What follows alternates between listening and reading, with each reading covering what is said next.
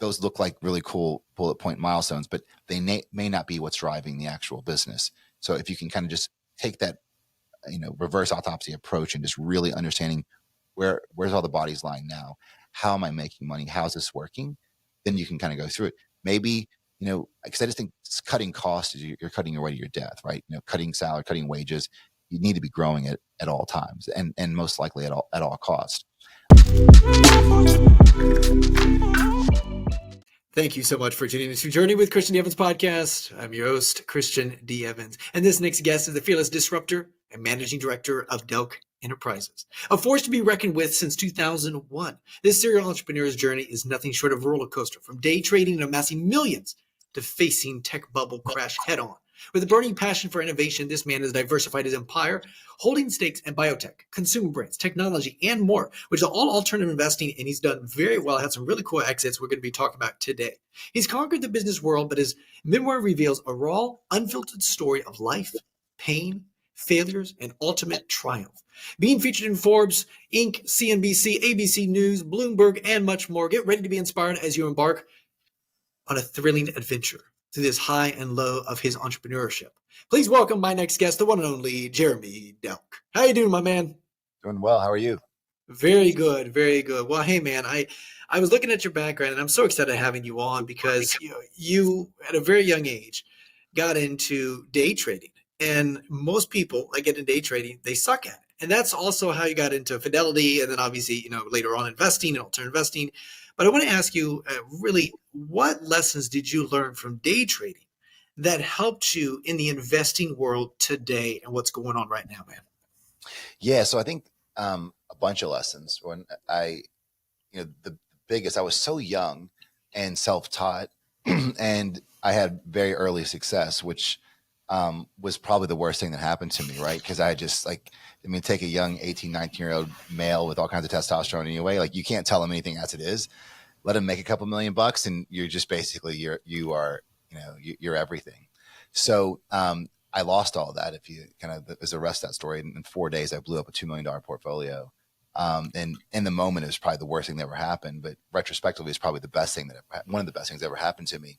So I really learned that, from that point, the moment that you think you have it all figured out, right? The moment like, I've just got this, or even moreover, the moment that you stop learning or having that opening willingness to learn and creativity and really try to yearn for more information, you really should take a really, good reference check of what's going on, because something's coming and it's probably not going to be good, right? So I think that's a big piece of really humility, but having understanding that, hey, listen, take someone else's perspective, take some information, take some content.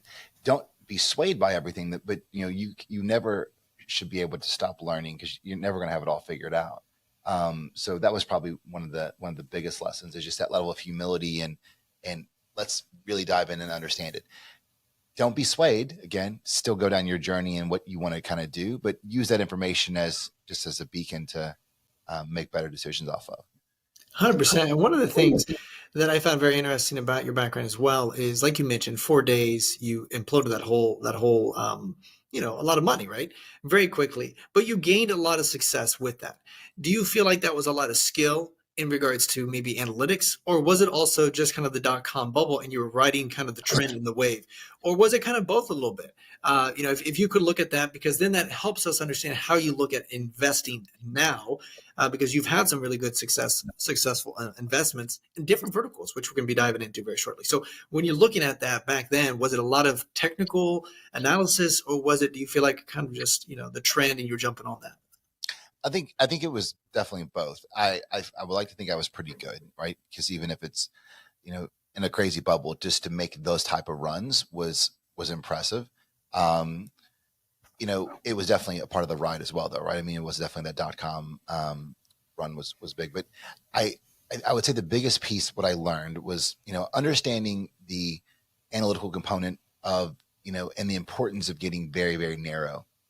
So with those stocks, I traded JDS, Uniface, and Qualcomm. I only traded 2 stocks, right? I think the biggest thing that, people talk about, which is total bullshit, is, diversification. Like I don't believe in that, right? I believe that you need to go. I mean, look at anyone that's made massive amounts of wealth in their day.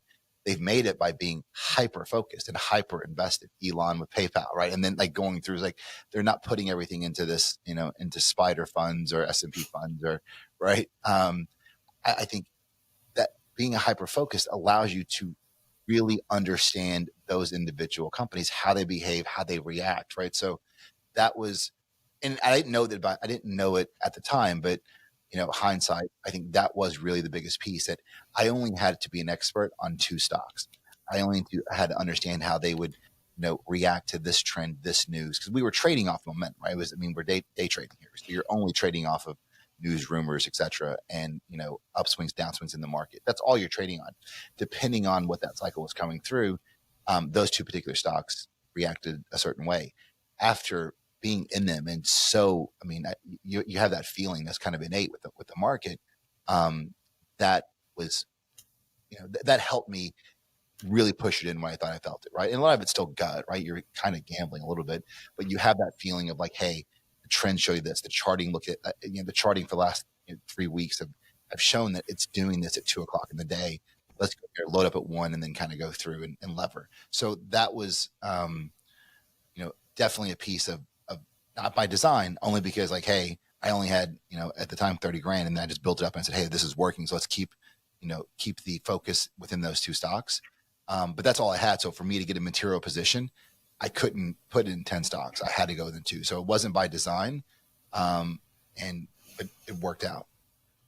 So interesting. And because I remember when I was day trading for a little while, I never made as much as you did, but I made decent amount. I was averaging, and I do know you have to play the markets, but also just like you mentioned, is momentum trading. Like even within the trading ecosystem, there's a lot of different strategies, right? You can do very chart analysis. You can do more like P&Ls and look at their financial statements and expect kind of, hey, when they have their quarterly reports, what you kind of run that as well. And then also there's a lot of momentum within the actual day. Hey, what's hot? What's before the market opens, and what's happening, et cetera. I know Nvidia, I used to always trade that on a day to day just because I was very familiar with it, very similar as well. So I thought that was very interesting the way you approach it. Now I'm curious, when you had that 4 days and you imploded that, obviously that's a gut punch to your pride, like you mentioned, humility, curiosity. Do you feel, now looking back at it and analyzing it, how did you analyze that, and how has the way you analyze maybe certain failures you've had in your own life, how that has the evolution of that process? Because I think sometimes the evolution of the analyzing of what we do and what we look at it and how we can learn from that is some of the most powerful things. But if we got to do it properly. So what do you do when you look at certain investments that didn't go the way, or certain boundaries or whatever, and you're like, oh, you know what, next time I got to do this and put in this boundary, or make sure that we keep an eye out for XYZ, whatever that looks like. So analyzing those failures and how that has evolved. Yeah. So it's just autopsying a deal, right? And, you tend not to autopsy the ones that you did really well on.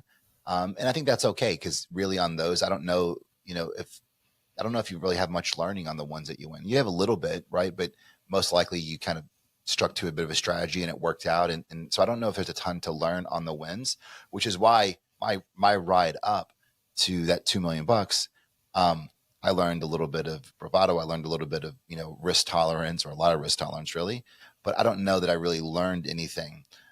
That learning happened after I, was forced to effectively do an autopsy. I ended up getting a job with Fidelity, as you mentioned in the intro. I was the youngest trader at Series 7 at 20, 20 years old. And what I was reading and studying, because I was all self-taught just on the internet, I'm looking through now as a licensed trader of institutional equities and $1 million blocks of equities. It was like looking at a roadmap of all the stuff I didn't know, right? Hedging strategies, right? Multi-pronged option strategies. I was just going long and short. That was it.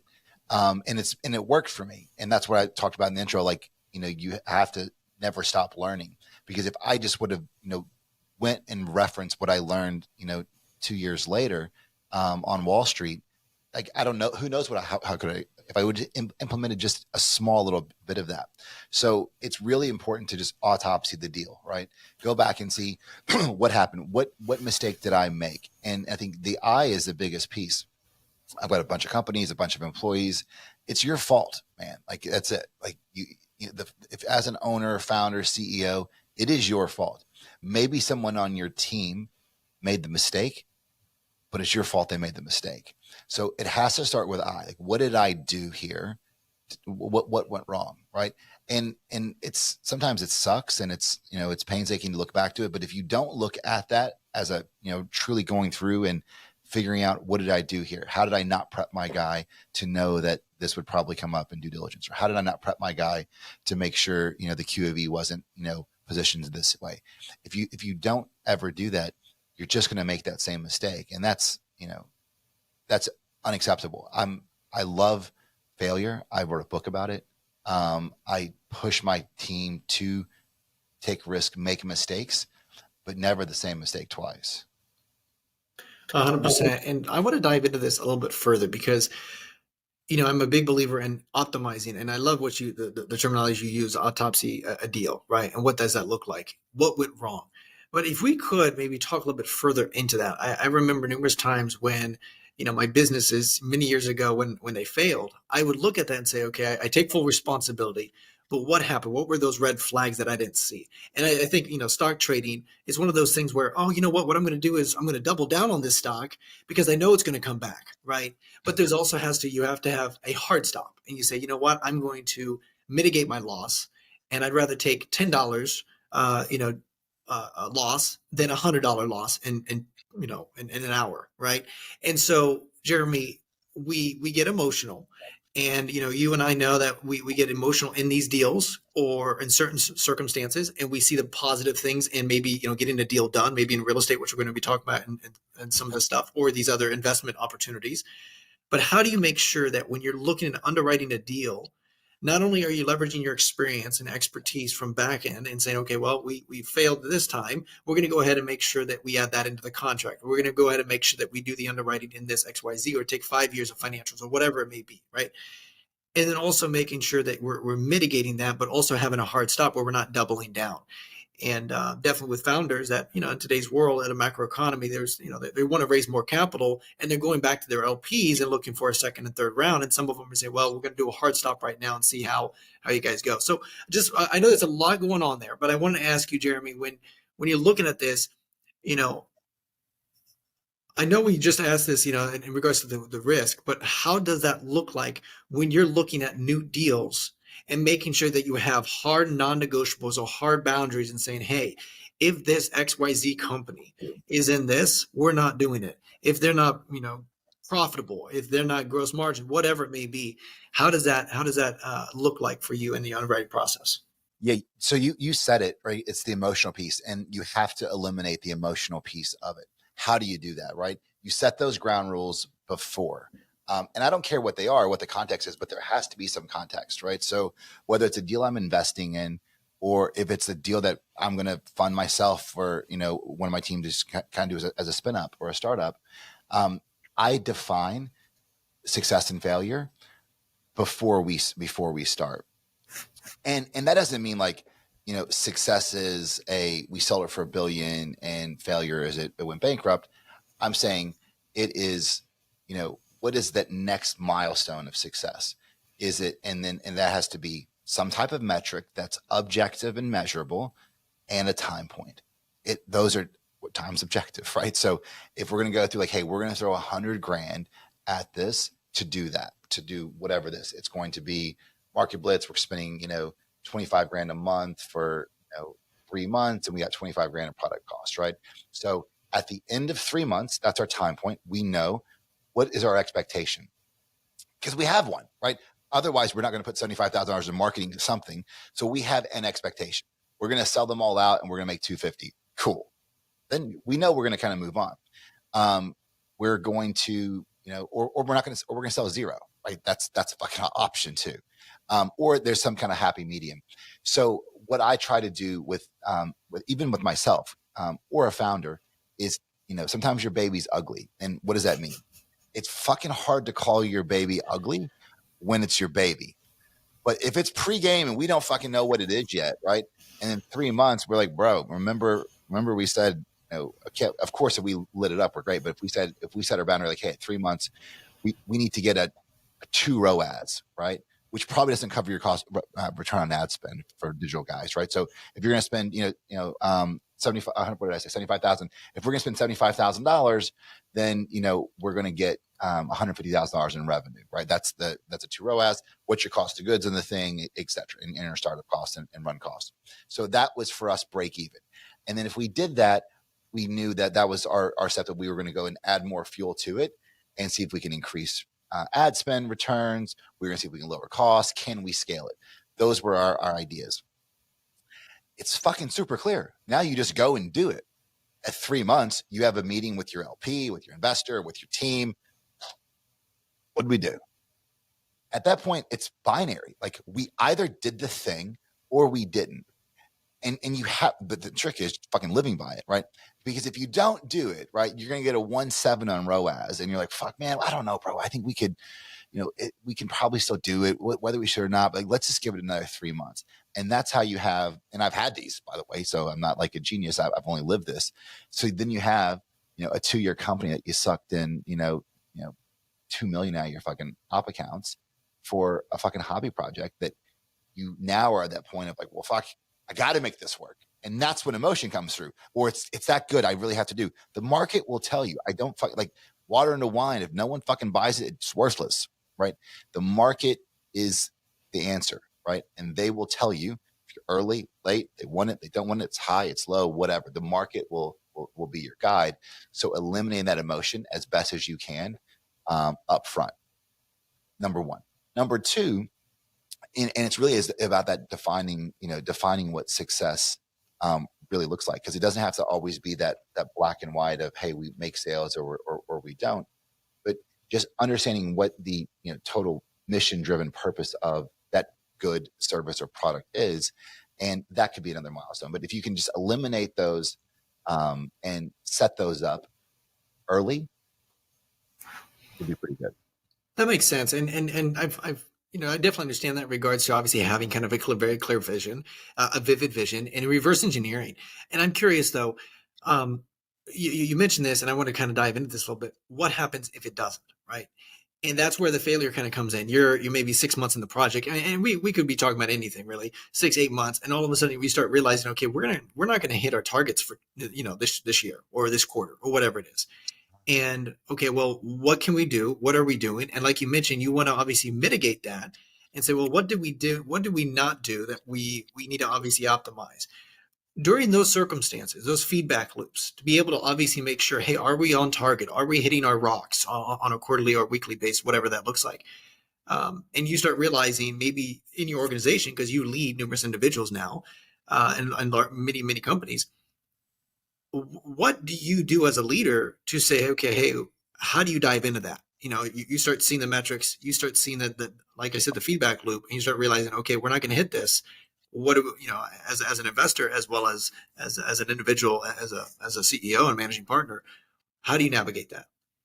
Well, I mean, then it's just new then it's triage. So I guess, so you're saying if it's not black and white, like it's pass fail and just stop, then you have to reassess. I mean, I think it goes back into planning. I talk about this a bunch. I wrote a book about, it's called Without a Plan. So I literally wrote a book not about planning, but I think you can over plan and you can overcomplicate and have too many components. I talk about this 1-page plan that's on my website. You can get it for free. It's jeremydelk.com. It's like a 1-page plan. On that, we start in October, November for all my coaches, people I coach, consult with, businesses that I own a piece of or all of. We run it to this 1-page plan. And that's getting everyone on the same page. Like, hey, this is what we want to be able to focus on. You've got to pass, fail, check in every single month with weekly stand-ups that kind of, curtail to that. So the first problem is you may have a people problem, right? But you're part of that persona. Why did you miss it, right? And, if it's the market, if it's conditions, it's economy, all those things, I don't really believe in those pieces. I think, but if those are the excuses or the factors that you're saying we missed it, then how do we reevaluate it? There's probably more likelihood that you set an unreasonable goal or expectation to be able to achieve. Well, Why did you do that? Who was the one that was pushing to that goal? Like, you may have a person problem there that you need to, that's a bigger issue as opposed to, so that may be an identifier, like, okay, we missed this. That's a problem. But did we identify, a head of sales that's overpromised, or said that, hey, he could be able to execute this on Thursday and didn't do it, right? So looking again, autopsying why we missed it, not just always changing it going through, because that's not a plan. Like, if you like, goals are meant to be met or exceeded. That's it, period. That's why you're setting them up there, and they have to be taken seriously. You can't have a company that's worth anything, or any organization that is moving, unless it is held accountable to what it says it's going to do. The stock market on public sides, right? They do that every quarter, right? Earnings reports. What's the EPS? What did we do? Like, they're looking at that and held accountable every single quarter, and then the market reflects accordingly. That same type of, thing happens within small businesses and private companies. However, most of them, they just push it down and they kind of just keep going through, and it becomes a culture that's acceptable to miss those types of goals and targets. Does that make sense? It does. It does. Let's dive into this even further, double click on it, because we're kind of going down the consulting with consulting for businesses. And what I always find interesting is whenever you look at their financials, or their KPIs, or what they're measuring, right? I know when people are coming to you, Jeremy, you ask questions and they ask questions, and it's this dialogue back and forth to understand the picture, right? Understand the blueprint. But also in that data, it's telling a story of some sort. And you are leveraging, Jeremy, a lot of your background, a lot of your experience, that are able to identify from your experience, hey, what baseline, what boundaries? Like, for example, I'm going to give some context around this question. Whenever I look at someone's marketing plan, I know what kind of click-through rate that should be off of Facebook or YouTube if we're running, as well as what a healthy ROAS, depending upon each market and each industry. And then also I understand the funnel, process, and what those baseline, metrics that they should be hitting to ensure that it's going to be an optimized funnel, and what we can do to really, kind of dial it up pretty quickly. Now, you have the same strategy when you're looking at these businesses, and people are coming to you. And I know what's interesting is your thesis, you get in technology, you get in bioscience, you get in healthcare. So that tells me that overall, it doesn't really matter about the industry. You're industry agnostic in the way you approach it, but it shows to me that you have some sort of compound, you have some connecting blueprint that no matter what vertical this may be in, you can leverage a lot of baseline kind of metrics. So what I'm basically asking here, when you're looking at these people's KPIs and their financials, their people, the health of the company, the margins, I know it's very contextual, right? Underwriting process, and having that conversation, say, hey, and they're coming to you, Jeremy, and saying, hey, what can we do to increase our margins or increase our profit or grow this business, whatever it is. And there are certain things after looking at that data that data is telling you. So first of all, I want to ask, okay, when you're looking at that data, okay, what story is that telling you? What are certain things that you are specifically looking for, but you have to bring context together to really build the best story, and saying, oh, this is the reason why, it's supposed to be a 40% margin business, but in this right now, they're only 30% because XYZ, or maybe because they've hired too many people or whatever. Like what does Jeremy look at when he's looking at and having that conversation with these businesses? Yeah. So it's a great question. Great question, but tough because everyone is so different. But you're right in the fact that I'm very much industry agnostic, and I don't necessarily need to be an expert in that particular industry to be successful. That doesn't always work, but sometimes it does. The biggest thing is you have to first look at the lens at what you're being presented, because a lot of times those are bullshit, right? So sometimes you're looking at financials. The KPIs and metrics are the ones that they're showing you, are probably the ones that they feel comfortable about, that kind of make sense. But they very well could be the wrong KPIs, and most times that they are, right? So I really just try to look down to just simple core kind of pieces of the business, right? What does the business take first? Well, I guess, do you mean get into like a case study, or what would you mean? Because I can go. Yes, let's get into experience. Let's actually get a case study. Love that. Yeah. So like the first piece that you look at is like, let's pretend this is a going concern business, and we're making money, it's profitable, but they need to raise capital. What most companies don't understand, and I even though I've got a couple of dollars, I run businesses cash starved. I feel like you make much better decisions when you're not hiring a consultant for a consultant, right? Like, hey, I've got $100,000 left. It's my last 100. Like, fucking don't fuck this up. Like, I want to put it here or here. It's spread around, right? So having that cash starved mentality makes sense. Even though like we hit a wall, I can help pick up the pieces, but I want them to act as if there's no backstop. So first thing I do is like, well, what's the runway, right? Or what's what's the burn in this company? If you know, looking from a balance sheet, the music stopped, right? You stop selling. What debt do I have on the books? How much cash do I have? What's my AR? What's my AP? What's the net worth of the business? No, you know, IP, no, like, you know, goodwill value, the fucking hard thing. Pay my bill, sell them. How much cash do I have there, right? That's first number, which you don't really find on a balance sheet that way because you've got all the other shareholder value, retained earnings, all the stuff that fluffs it up. Like that's a core piece that you can just really rip up. What do I have? Okay, good. So now we know what we have from a net asset value within the business. Then what are we doing, right? What does a trend look like, right? And is trend going for, employee, right? What does it cost to run the business with staff, headcount, just hard costs, right? Wages and rents, right? Nothing that's a cost of good or a cost of sale, right? Just what does it cost if we, again, had no sales to run our team, right? Just the music stop. What do we have? That gives us an idea of runway. So then I know really kind of triage like, hey, if I buy this business, and you have to plan for this. Investors always tend to look at like, well, if it goes up 25%, I make this much. If I go up 22, I still do well. What does it look like if it's fucking zero? What does it look like if it just revenue drops off? You had a regulatory thing, which I've had. Like now you just can't sell something. Right? What does that look like? Because now you're in that business. Maybe you're signing on the debt. So looking at it from the extreme worst case is important too. Then you're all right. Now I've got a good understanding of where we are. Where are we getting our revenue? Where's the sales coming from? What's a product mix, right? Who's the customers? And you usually have that 80-20 rule in every single business, right? 20% of your customers are 80% of your revenue. So where is that coming from? What's that trend look like? Your revenue per employee. I don't know if you're familiar with that, but that's a huge piece, right? You want to be, a good, healthy company is in the $200,000 range per head. So if you've got 10 employees, you should be doing $2 million. So look at those type of KPIs, which again, founders don't typically tell you. So then you have a really good understanding of the business. Then, and only then, you can hear the founder say, well, what do you want to do? And maybe and hopefully they have a good idea and they're dialed in. They really understand their customer base and what it is it's going to take them to that next level. Then you probably are an investor in that company and you're going to back that founder. If not, hopefully the founder is going to be honest with you and be like, I'm scared. I've hit 15 million bucks and 30 scares the fuck out of me. I don't know if I want to take on more leverage. I don't know if I can manage 100 people.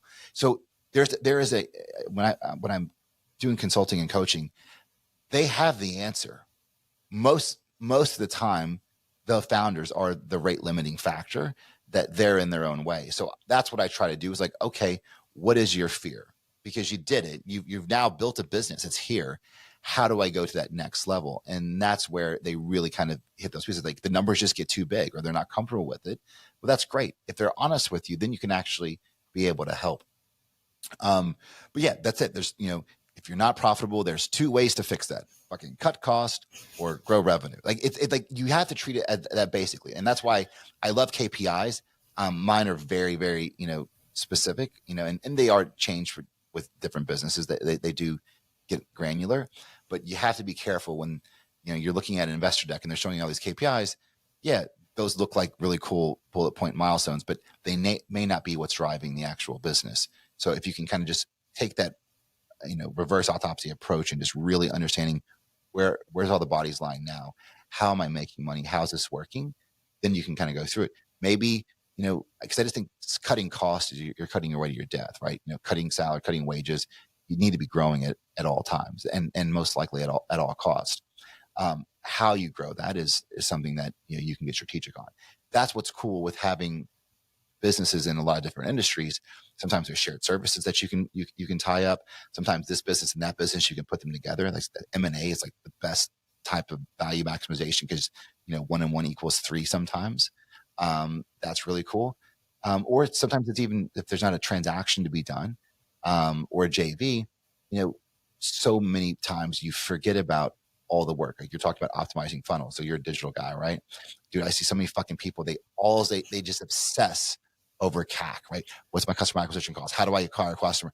And then they get them and like, fuck those motherfuckers. We're done. We just want to go acquire new customers. I'm like, bro, why don't you fucking talk to the people that you already fucking have, and then maybe sell them some more shit, right? Go deeper than wider sometimes, right? It's the most fucking basic thing, but I guarantee you, give me any of your clients. I guarantee you in 2 seconds, I can come up with a premium offer. No problem, right? We don't fucking offer it, but I guarantee there's one, and they'll write it for you. They'll write the copy, send an email. Hey guys, listen, we're doing this. We're trying to expand, help add value. What problems are you having? They're going to email you back their problems. Fucking that's your sales letter to fucking say, hey, I've got this solution for you now. Would you be interested for a done for you product for $5,000 a month? Fucking done. It's like, it's so, and I know I'm covering a lot of ground really quickly, but this shit isn't fucking hard. Like I heard fucking Gary Vee say this the other day. And it was the best analogy I heard of it. The shit's not hard, man. It's not it's just like fucking, being healthy. Just don't eat bad shit. Don't go to the fucking gym. It's not fucking hard to be in shape. It's not. Just do the shit. It's not buying the book, but it's all the things. But that's it. So business is it can be simple. Yeah, you've got problems. But you got fucking problems everywhere. You got problems if you have money. You got problems if you don't. I think, I'm not trying to say anything. So I'm not trying to oversimplify it and not add value, but I'm telling you, most of the time I've been in big deals. I've taken companies public, taken companies private. It can be that simple. And it's the consultants and the other people that are trying to make it more complicated. Get down to the root thing. How do I add value? How am I giving a good product or service to my customer and they're having a great experience? Dude, I love it, man. I love it. I'm so glad you went on that rant a little bit because just do it. We know what to do. We just don't do it. It's the same thing with, finances. It's like, just stop spending more money than you actually make. So definitely. Jeremy, I want to ask though, real quick on KPIs. I remember specifically when I was running my business, we were optimizing for a KPI that was really irrelevant. And I didn't notice until obviously I had a friend of mine that explained to me, oh, you don't want to be optimizing for this. You want to be focusing on something else. So it's a vanity, KPI, vanity metric, right? And I remember Chamath, he mentioned where, in order to focus on one KPI, this was their thinking, to grow Facebook, they said, hey, for every new user, we want to get them connected with 7 of their friends, because now all of a sudden the likeliness of them staying on that platform is extremely high. And then as well as that increases revenue, that increases that increases monthly user and daily user active, all that stuff. So that was that one KPI that they focused on to drastically grow everything else. And that was kind of the pivotal moment. That's what I found very interesting is a lot of times in a business, yes, you can dial everything down. I love the way you cut off the fat, the way you think about it, the way you simplify it, and then say, okay, this is butt naked. This is the business right here, right? Without all the IP and all that other sexy whatever shenanigans or what we think the company's worth. You got it right down to it. And then what are some vanity metrics that you're noticing in a lot of businesses? I mean, you've talked to numerous business owners. You've got, deep, dirty, behind the closet kind of stuff. And so, what are some metrics that they're optimizing for that they shouldn't be? And what do you find, when you're able to, again, simplifying everything, finding 1 or 2 KPIs and say, okay, hey, if we just focus on these these things overall, extrapolate that long enough, will drive the growth of the company. Yeah, no, that's a great way. And what did you do there? You just work backwards. It's like, where do I want to go? And what's the result? I want to be able to have, massive user growth and that's, X amount of users. Well, how do I get there? So it's usually, like you're saying, it's one action KPI. In this case, it's just that action. So how do we focus on that action and get really, really good at that one piece? And then everything else that you do should be supporting cast to go and do it, right? So if you're trying to get 7x users from friends, so now you've got continuity campaigns that are going into inboxes like, hey, Christian, did you have a great experience? Tell us, what can we improve better? Hey, share this with your friends. Doing that kind of piece. That's what your marketing and customer success people are doing based on that one action or KPI. Okay, definitely. Do you when you're having these conversations of dialogue, again, your approach is really trimming down the fat. So, like, just maybe give us, you don't have to share like the company name or whatever, but give us a case study of a situation where you were able to identify maybe a KPI that was the driving force. And how did you identify that for that company? So it was, they were very much just having a gross margin conversation, right? That's what they were. It was a high margin business, and they got really lazy on that gross margin piece. So like they were measuring revenue growth, and they were growing really really rapidly, but they weren't making they were making they doubled in revenue, and they were making less money, but their KPI was showing that their gross margin piece was still the right piece. So we're going through. So we should, they couldn't figure out what it was. They were only tying the cog piece and the sales piece to that number. Then everything else was below the line, SG&A, right? So obviously that's the quickest way to kind of go through. So we just took a quick step back, like, well, how did it happen? What had happened was they had gotten genius, shiny object syndrome, like all of us do. And they wanted to go and have, 5 or 6 new product spin ups that kind of go through. So they brought in new division heads, new leads for this. So their SG&A numbers went fucking crazy. And that's all below the line. So there's still KPI was up here measuring, but they're going through and all these other projects going through, and all that money was just getting sucked because 1 out of 5 were actually getting to market, right? And they were just fucking bleeding it through. So, and it also, more importantly, it wasn't going to the key growth. So like, it was a great business. So despite themselves trying to fucking wreck the business, they actually didn't wreck it, but they were just like, hey, what's going on here? Because we're making those margin numbers grossly, but we're having cash flow problems. Like what's going on? And they didn't see it. They didn't see it for 6 months because they just assumed, and it was their metric, which is baffling.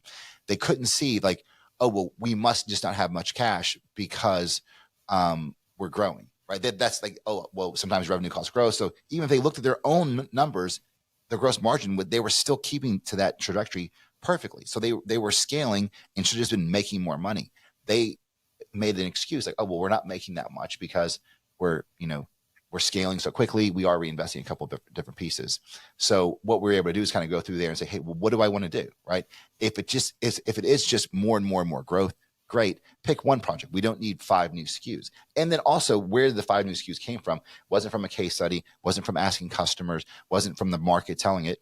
It was the founder. They're like, hey, I think this is a great idea, which the first one was. The other ones, he was just trying to, because we get bored as founders sometimes, right? Like, hey, that's working, so fuck that. What else can we do to kind of spin it up? So he was his own enemy, and no one else in his organization was going to tell him that. And I just asked him, like, the fuck is all this shit for, right? He's like, what do you mean? I'm like, well, it's the future. It's going to be like, okay, but when and why? Like what? Like, and it was just no one would ask him those questions.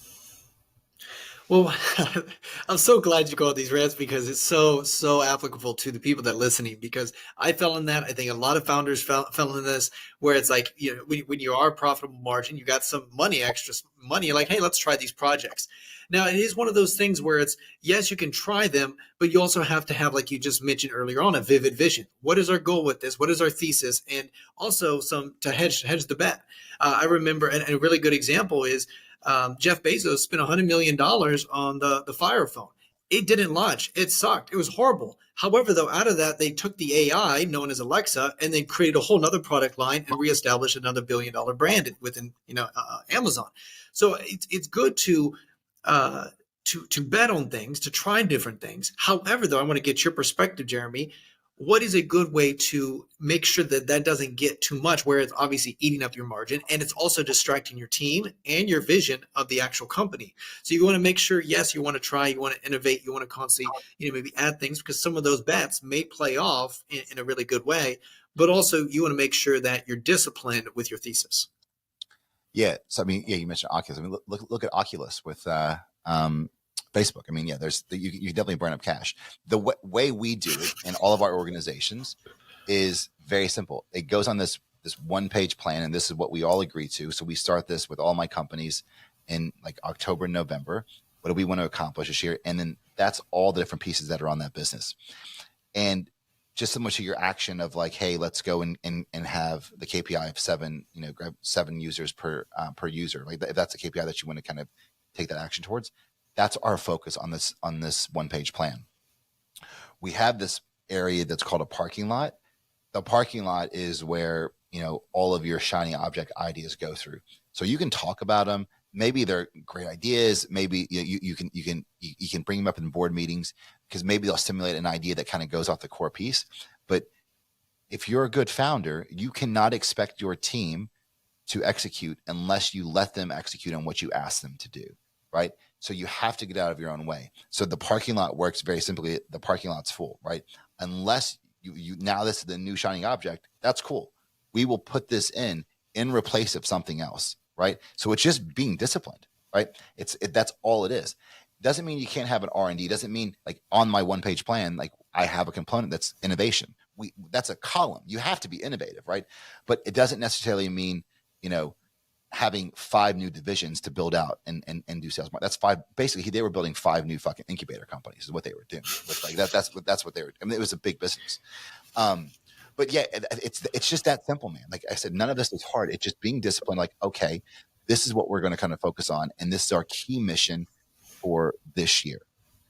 If that's true, then you should already have that new idea on there, and like we're going to set the expectation. This is what we're going to invest in it. We're going to kind of go through and then just execute onto that. Does that make sense?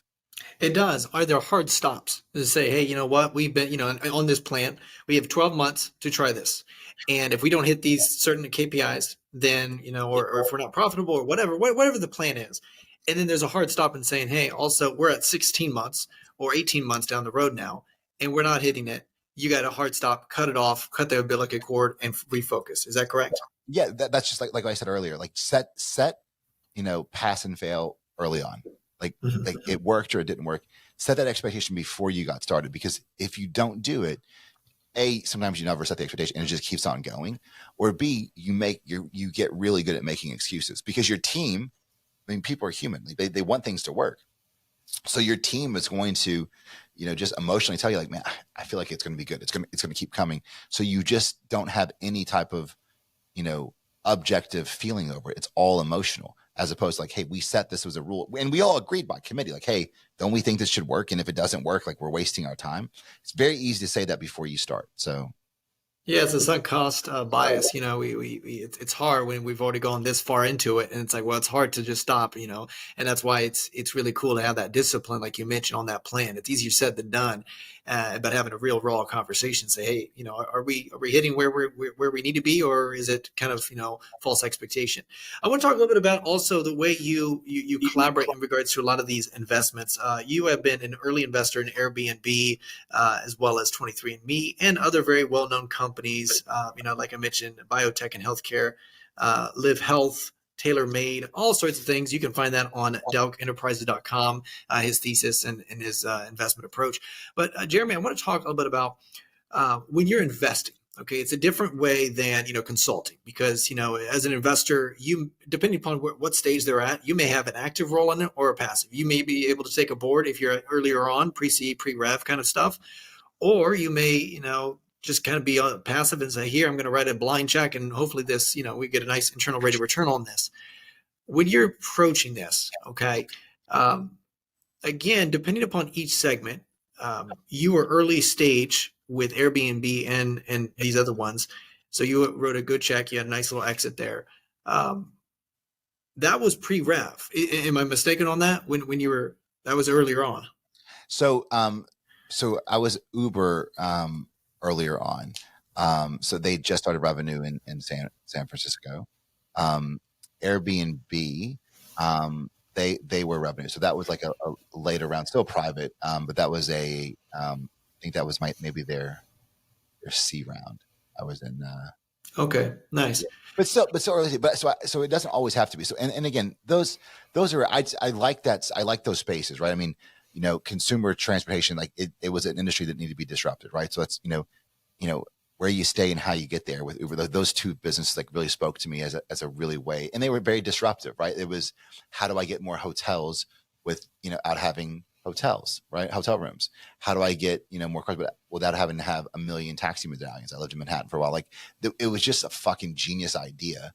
That like, wow, like that should be disruptive and it should work. Matt, I didn't think of it myself, but like, yeah, let's throw some money in there. Great management, great teams. And it was a no brainer. So those kind of pieces, that's why those investments, most of my stuff is early stage, but that's why those two pieces were interesting. I've got some hotels, I'm in real estate. So, I like that space. And then 23andMe from a genetic space, we've got, one of probably the largest epigenetic, companies in, North America, which is genetics and epigenetics. Epigenetics are more modifiable, like so diet, exercise, nutrition, environment, those can change your epigenome. Where your genetics are your genetics, right? Your genes are why I have no hair and, this beautiful brown eyes, right? So you can't change those, but that's what 23andMe was. So it was that interest of like, hey, wow, great team, great founders, and going through. But I did well in those, but most of those are more of my investments are early stage startup stuff, just because to what you said, I can make more impact, right?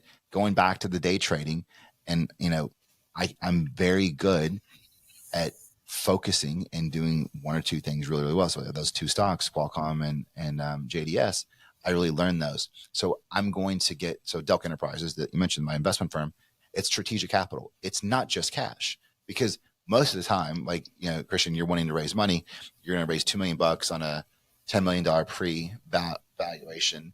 And okay, cool. Well, why? Because it's never 2 fucking million, right? It's never like what you just round these numbers up to kind of throw into buckets. But I dig into like, well, what do you need? And that's a really piece, because like giving you the $2 million doesn't solve your problem. That gets you on the path to solving your problem, because then you got to deploy that 2 million in people, software, all these other pieces. So that's where I try to really kind of go through and like, hey, how can I actually help you get to where you want to go? And a lot of times that's with money, but it's also speeds up that process. As opposed to like, now I've got to go and find the CFO. I've got to go find the person to do this and this. Well, as an investor, I'm glad we went down this. As an investor, when you're looking at deploying capital, where do you like to see, and this is again probably very contextual depending upon the industry, where they're at, what their goals are, et cetera. Maybe you could give another case study, but give us an example of how, okay, hey, when they are deploying capital, they raise 5 million, 2 million, whatever it is. Where do you like to see the money deployed where you're getting you see growth in the business? Because there are certain where I've had companies and they just put it all toward R&D, right? Which is good, right? If you're building it out, depending upon what the structure is. And, definitely in bioscience where, the timeline on those businesses, 10, 11 years. But I just want to get your perspective. What do you like to see that, it's going to have growth and you're going to see some growth from that? Yeah, so it's definitely got to be revenue focused, right? You have to have R&D, you have to have a product, but it has to be revenue focused. And because eventually you have to be able to sell something, right? And no matter how good the tech is or the thing is, if no one knows about it, it's not going to sell. So I like to try and stretch those muscles very early on. And if you're in a biotech component and you may not have a product to sell yet, what could you sell that could be ancillary to help build the brand, kind of go through? There's something that you could sell.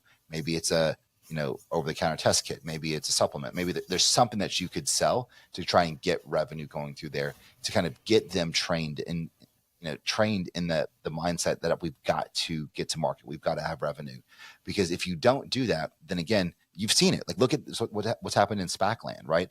There's all these companies that got blown up through these SPACs because the sponsors are the only one that made the money. 20% as soon as were able to deploy it. So it was a racket, but they just, okay, well, we're just going to raise another round. So this is our burn. This gives us 12 months of runway to burn through with no expectation of revenue, none. So they're not even talking about revenue. They're talking about just like, oh yeah, this is our our burn is down to this, but our growth in R&D is here, and we're spending R&D. So like they're just the wrong metrics that for a long time they were encouraged, right? People are going to do things if it gets rewarded. And it was rewarded for so long because like there was this endless supply of dry powder on the market from SPACs, from family offices, PE, that were just dumping money in.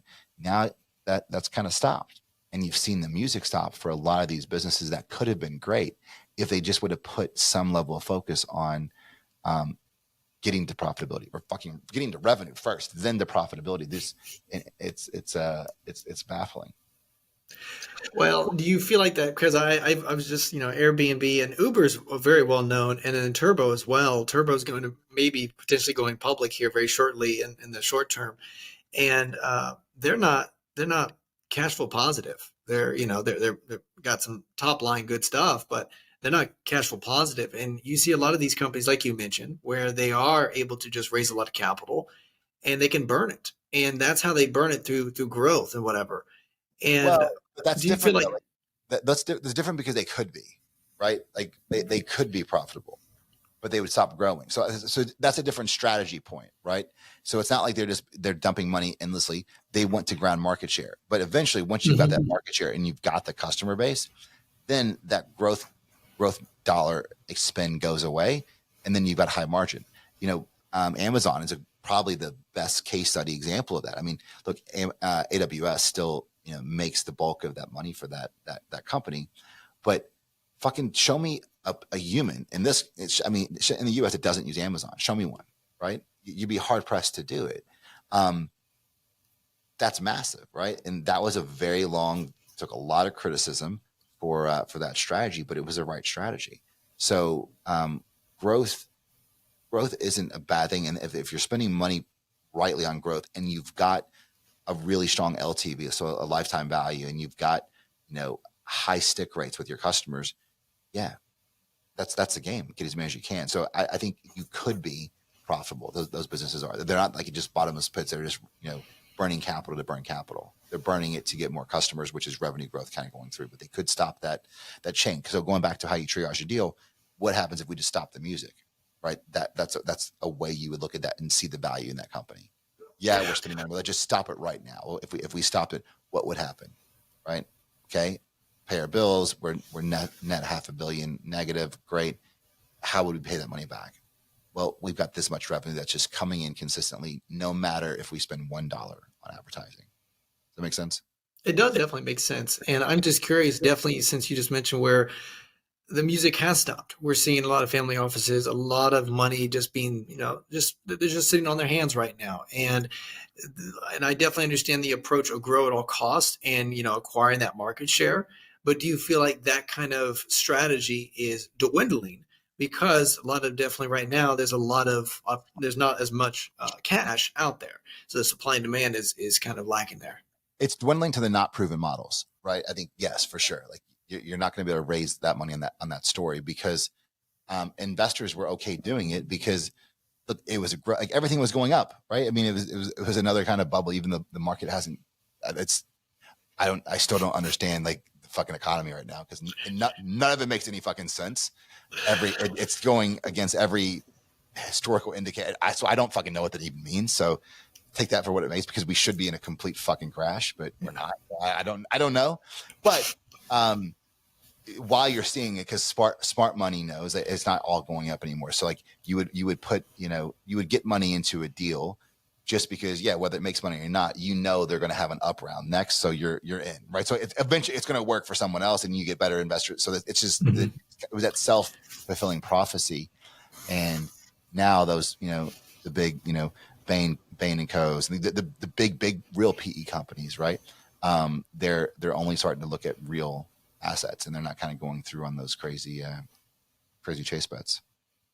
Yeah, and so I'm glad we kind of talked about that because I was just curious on what your thought process. Because I mean, they were a bridge, they were just these amazing, and now we're seeing some down rounds a little bit because of the circumstance or whatever. But now I think a lot of these businesses have to drastically change, and where they have to have some profitability in these, and that's why you're seeing a lot of layoffs and whatever. And but I want to ask you a little bit about your real estate stuff because I know we were kind of running on time here. You focus a lot on the real estate world. We were talking offline a little bit. The way your strategy is, kind of give a little context around the market right now. We're obviously seeing rents. There's a supply and demand issue right now. That's one of the reasons why a lot of houses are still kind of going up, even with the interest rates are going up. It depends on what we're seeing. I think it may drastically down, but that's speculation. But the reality is, you're focusing a lot of your time and energy on some real estate deals, and the way you approach it is drastically different. You're not doing a lot of building. You're finding places, doing some capex on them, renovating them, and then turning them into some nice rentals. And I want to ask, first of all, before we dive into your approach, what made you decide? What were those metrics that you were looking at a macro economy, or maybe just kind of where we're at right now? The data that you were pulling that said, okay, hey, this is a good strategy. And I think long term, 10, 15 years, because you were talking offline about it, I was like, oh, this makes sense, definitely with where we're at. And if you gather that data. So, what were some data points that you were gathering and saying, okay, you know what, we're going to go all in on this strategy? And what does that look like? Yeah. So two things. So before you go into that, like backing up, I really look at, I've got a bunch of different businesses and I've got income coming in through, a bunch of different channels. But as much as like I've been on my own for 22 years with Delk Enterprises, I try to act as if I'm not that good at it. Right. And that can all end tomorrow. Cause sometimes it does. Right. And then you got to rebuild and kind of go through. So I'm a big lump guy. Right. So I'll do a deal, make a couple $1,000,000 and I always want to try and deploy it into some type of passive vehicle that's generate income. And the only one I've done that successfully with over a large number of years is real estate, right? So I really like real estate as an asset class. And I think that is, they're not making more dirt. Like, I don't care where you live. I'm in Kentucky, Florida, they're not making any more of it. So it's the right thing to do to get that income. I know it's super hot now. Grant, everyone's talking about it, but kind of be careful what you're going into and look at the numbers, just because you can't say, I've got real estate, right? And if you're getting fucking 3 or 4% returns, you're fucked because you're not outpacing inflation. So be in real estate, but understand what you're doing, right? Get educated and kind of go through on that piece. I don't care what is flavor you like, apartment houses, residential, single family, commercial, whatever. Just get educated, right? That's the most important piece. Okay. After that kind of monologue, I firmly believe that the opportunity in any industry or any space is when mainstream media is telling you it's fucking too late. Whatever they're saying, that's like, fuck, that's where we need to go. Like that's the fucking path. Like watch the news and say everything was fucked. And that's where you want to go. That's a great frontier because look at what is happening behind, like look at BlackRock. Like look what's happening, in behind the scenes where all this capital is kind of going within real estate. And we are in a housing shortage. Period. Right. I mean, I can go through the stats, but I think after 2008, we built as many houses after 2008 as we did in 1929 after the Wall Street crash, like the Great Depression. It's fucking staggering. We had a lot more people now than then, but so for us to catch up on housing, I think we have to build 2 times the amount of houses that we did last year and carry that to catch up. You can't find the labor, you can't find the material, so it's just not going to happen. So I think homes and ownership of homes and where people live and stay, it's going to change. And already you see the millennials, they're about freedom. They're going to be renters. They're going to be in Airbnbs. They're not going to have houses like you and I do. And most likely the people that own the houses aren't people that are owning them, they're renting them, right? So I think that is definitely where it's going. A lot of people much smarter than me that also believe that that's probably where we're headed towards. So how can you be a part of it? So I'm looking at, real estate is real estate. It's sticks and bricks, it's roofs, it's windows, it's doors, it's those types of things. So 2 things that I'm doing quite a bit of right now is really focusing on, and this is happening in bigger cities, but I guarantee it's happening in your city. We talked about, you're in Jacksonville, right? I mean, it's happening definitely in Miami, probably in Tampa, but I don't know if it's in Jacksonville, but I guarantee there's an opportunity there. Since COVID and this flex, work schedule, remote work, commercial real estate offices, right, have fucking gotten decimated because they don't need them. Like, vacancies are completely through, the floor, right? I mean, through the roof, rather. Vacancies are completely through the roof. And, that's how you value commercial real estate. It's not about, comps, right? A comp, it doesn't matter if you've got a building for 2 million or for 20 million. It's not about where it is. It's solely on what it's producing. What's the vacancy and what is the income approach? That's how these buildings are appraised. So when you look at that in an underwriting perspective, you are able to, and I just picked up one that I'm getting it for $1 million less than it traded for 30 fucking years ago. 30 years ago in like one of the most prime locations ever because it was underwritten as an office building that's got a high level of vacancy. And I would be a fucking idiot if I was buying it to be an office building. I don't believe that I don't think it's going to come around. but what does that office building have? Elevators, parking, the high rise, like it has all the things that condo buildings have, right? It would cost $16 million to rebuild this building, right? I'm getting it for a lot less than that. So going through and then repurposing and kind of going through and looking at it in a different lens, that's where that opportunity kind of lies. It's hard deals. They're hard deals to underwrite. They're hard to finance. There's a lot of hard stuff to them, but that's where you make it, right? Like if none of this is easy, where everyone would be doing it, but that's where those opportunities lie within your community. That's one piece. The other one that's done really, really well for us is flex space. And for those who don't know what flex space is, it's basically PMBs, so like pre-engineered metal buildings. So you see them, they sell, massive spaces for not a lot of money. Think of like a mini storage unit, that same type of construction with the aluminum siding, but they go up really quickly. They're fairly inexpensive to build, and they're called flex because they're huge markets. So who would need a flex space? Flex is like you've got a small office, a bathroom, little reception area. You're not in the best parts of town. And not like it's a bad part of town, but you're just in the suburbs or you're in the exurts. But that's where your painters, your gutter guys, your electricians, your contractors, where you've got 2,500 to 3,000 square feet of space. Probably 800 of that is air conditioned and finished. The rest of it is just a big massive warehouse where you can put a truck in, whatever. Because there's so much scarcity in that type of product, the rents that you're able to get, we're getting, $10, $12 a square foot in outside of Lexington, Kentucky, for really cheap real estate to build. So like that's an arbitrage to be able to kind of make, which is pretty cool. So those are two different avenues that are working right now. I think they'll probably work for another couple of years, and then something else is going to happen, right? Then fucking everyone says, fuck this, you got to come into work, right? And then office buildings go back. Like something, like there's always going to be a thing that they're telling us is wrong that's going to provide another opportunity. You just need to not look where they're telling you to look where they're telling you not to, right? And then try to find the opportunity. Well, that's why I want to dive into it, because Jeremy, the way you look at all the data points, what's going on, the generation as well, understanding their personality, understanding how they live, and then be able to say, okay, where's the opportunity? Being creative with it, because it's not like you can just stick with that one thesis for 50 years now.